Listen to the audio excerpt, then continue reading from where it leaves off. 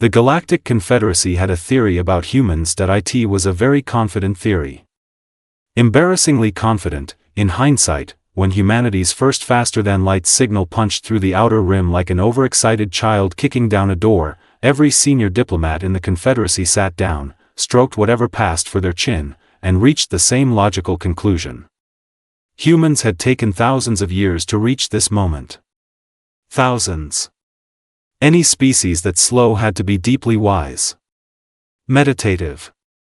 Probably spent most of their time composing poetry and growing vegetables. Ambassador Vrex of the Tharkin called an emergency summit with the energy of someone announcing a lovely surprise party. 14 species showed up with welcome banners. 3 of them wrote speeches about peaceful coexistence. 1 delegate, bless his 3 hearts, baked something. Nobody thought to check what humans had been doing with all that time. They really should have checked. The human vessel docked at 0900 station. Time. Vrex had expected something elegant. Something that whispered of ancient wisdom and quiet dignity. What rolled into docking bay 7 was a ship covered in so many warning labels that 3 junior diplomats had to be escorted out for stress-related trembling. The labels said things like caution, high-pressure system and warning, contents under extreme force and, most disturbingly, one that simply read do not lick. Nobody had ever felt the need to put that on a ship before. Commander Zara stepped out wearing a uniform that had clearly survived things her report was not mentioning. She looked around the room of 14 alien species who had traveled across star systems to meet her, nodded once like she was arriving at a mildly interesting work meeting, and unwrapped a ration bar. She did not offer anyone a piece. She chewed, looked at the ceremonial welcome banner, and said, and Vrex would remember this until his dying day, great stuff. Quick question though. Where is your bathroom? Vrex updated his threat assessment from 0 to something he did not have a word for yet. Ulan had prepared the presentation with the very best of intentions that he was the Confederacy's leading historian, a gentle creature who had dedicated 4 decades to the academic study of emerging civilizations. His entire philosophy was built around the idea that young species, when shown the ugliness of their own past, would respond with growth, reflection, and a sincere desire to do better. He had never met humans before. This was obvious that he clicked to his first slide. 2 world wars, he announced carefully, watching Zara's face for signs of appropriate shame. Hundreds of millions dead. Entire continents reshaped by conflict. Zara nodded along with the quiet pride of someone being shown a photo of a cake they baked. Ulan clicked again. Plagues, he said. Civilizational plagues that swept through entire populations. Zara made a sound that was uncomfortably close to impressed that he tried ice ages next. Extinction-level climate events that humanity had survived with no technology, no shelter infrastructure, and apparently nothing but animal fur and a deeply unreasonable refusal to die. Zara actually leaned forward in her chair at this one. Ulan had expected remorse. He had prepared for tears. He had a small counseling pamphlet ready in his left pocket, just in case. Instead Zara looked at him, genuinely delighted, and said, "You got all this from our own records? We documented everything, right?" The room went so quiet you could hear Vrex's antennae twitching. The diplomatic lunch was supposed to be a bonding experience. The Confederacy had arranged soft, calming foods. Pale broths. Gentle grain dishes. Things that whispered of harmony and digestion. It was a menu designed to communicate safety, warmth, and absolutely no aggression whatsoever. Zara showed up with a bag. Out came a bottle of hot sauce that had a skull on the label, not as a warning, just apparently as decoration. Out came something wrapped in thick paper that smelled like salted meat and bad decisions. And then, with the casual energy of someone unpacking a lunchbox, out came a tall silver can with lightning bolts printed on the side that simply said maximum in large letters and nothing else. The Valori delegate, a soft-spoken creature named Pelham whose entire species considered black pepper a controlled substance, watched all of this with growing concern. Then Zara reached into her bag one more time and produced a ghost pepper. She bit into it raw. She did not stop her sentence. She did not blink. She maintained full, unbroken eye contact with Pelham while chewing. Pelham filed a formal complaint with his own nervous system, which was already submitting its resignation. Vrex had always considered himself a composed individual. He had navigated 40 years of galactic diplomacy without losing his temper once. He had mediated disputes between species who communicated exclusively through aggressive color changes. He had once talked a fleet of Gorvan warships down from open conflict using nothing but a spreadsheet and very calm language. He was, by any reasonable measure, unshakable. He opened the full human conflict database at 2100 hours in the privacy of his quarters. By 2103 he had stopped blinking. The numbers were not the problem, although the numbers were genuinely catastrophic. Thousands of wars. Fought over land, over water, over ideas, over the interpretation of very old books, over the shape of lines drawn on dirt, and once, and he read this 3 times to make sure, once over a bucket. An actual bucket. 14 years of conflict over a bucket, but the numbers were not what broke him. What broke him was the pattern. Humans did not stop when outnumbered. Every other species in the Confederacy database showed a clear surrender threshold, a rational point at which continued fighting became statistically pointless.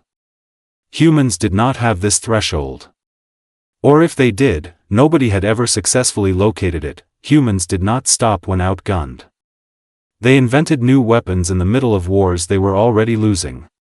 Mid-conflict innovation. As a survival strategy. Voluntarily. He read about trench warfare and felt something behind his eyes go very tight. He read about Stalingrad and had to stand up and walk around his room. He read about individual soldiers who kept fighting alone in jungles for decades after their own governments had surrendered and sat back down very slowly. He closed the file. He opened it again. He called his therapist. His therapist did not answer.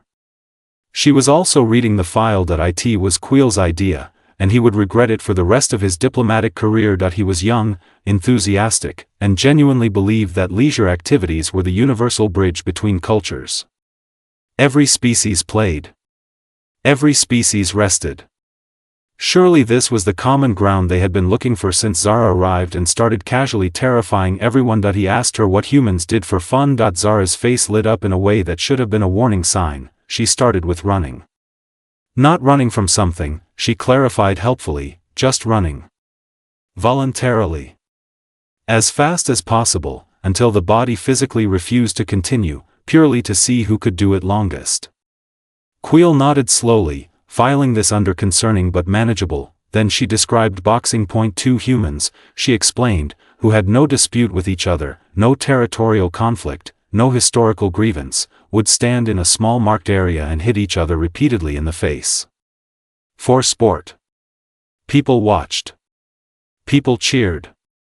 There were judges. Quill asked several clarifying questions, hoping he had misunderstood something fundamental about the translation. He had not misunderstood anything. Then Zara described ice hockey. She described the ice, the sticks, the small hard object they hit at extreme velocity, the physical collisions, the penalties that did not actually stop the collisions, and the overall atmosphere of cheerful controlled chaos. Quill asked, very quietly, if ice hockey was a form of ritual punishment for criminals. Zara said no. People bought tickets, she said. In advance. Enthusiastically, Quill did not speak again for the remainder of the afternoon. The emergency meeting was called for 0800 hours, everyone arrived early. That had never happened before in the entire 300-year history of the Galactic Confederacy. Not once. Species that were habitually 40 minutes late showed up before the chairs were even arranged. That alone told Vrex everything he needed to know about the collective psychological state of the room. Nobody was talking. 14 species representatives sat in complete silence, which was also unprecedented.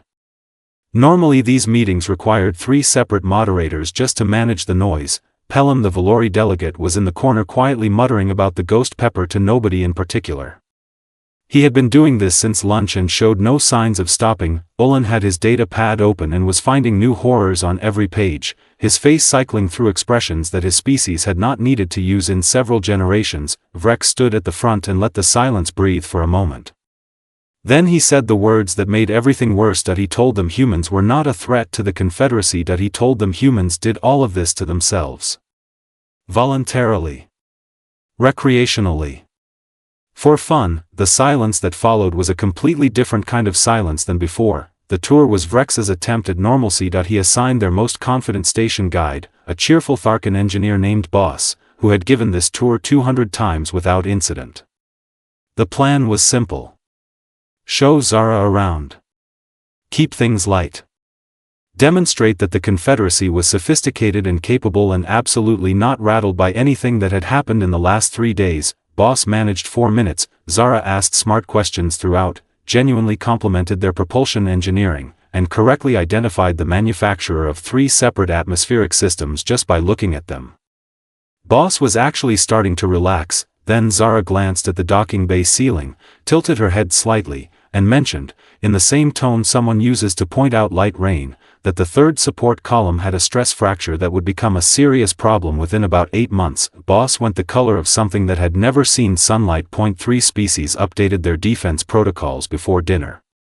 Vrex presented his recommendation on the morning of the 4th day. He looked, it must be said, significantly older than he had 4 days ago. The anxiety-induced molt had taken his left crest completely and left him with the distinguished appearance of someone who had recently survived something. Which was accurate. He stood before the council and did not use any slides. He did not cite any historical precedents. He did not reference a single diplomatic framework from the Confederacy's 300 years of recorded procedure. He simply said what he had concluded: humans were either the most dangerous thing the galaxy had ever produced or the most useful ally any civilization could ask for. He told them he had spent 3 days looking for a third option and had not found one. He told them the difference between dangerous and useful depended entirely on which direction humans were pointed when they got started. The council approved the alliance offer in 11 minutes. That was also a record. Zara signed the alliance agreement without calling Earth first. Vrex noticed this and decided not to ask about it. Some things were better left as mysteries. She read the document once, signed it with a pen she produced from somewhere inside her jacket, and slid it back across the table with the energy of someone completing a mildly satisfying errand. 14 species exhaled collectively for the first time in 4 days. Then Zara leaned back in her chair and asked, very casually, as though it had just occurred to her, whether the Confederacy had ever dealt with any genuinely hostile species. Vrex said yes. The Kroth. A problem for centuries, he explained. Aggressive, expansionist, resistant to every diplomatic approach the Confederacy had ever attempted. Zara asked how long they had been trying. Vrex said 300 years. Zara nodded slowly, the way someone nods when they already know exactly what they are going to do next. She told him she would get back to him in a week. The room did not know whether to cheer or begin evacuation procedures. Several representatives attempted both simultaneously. And that completes the full story. All 10 parts together land right at the 2,000-word mark. Zara walked in asking about bathrooms and walked out with an alliance and an unofficial war assignment. Perfectly human. The Confederacy never stood a chance.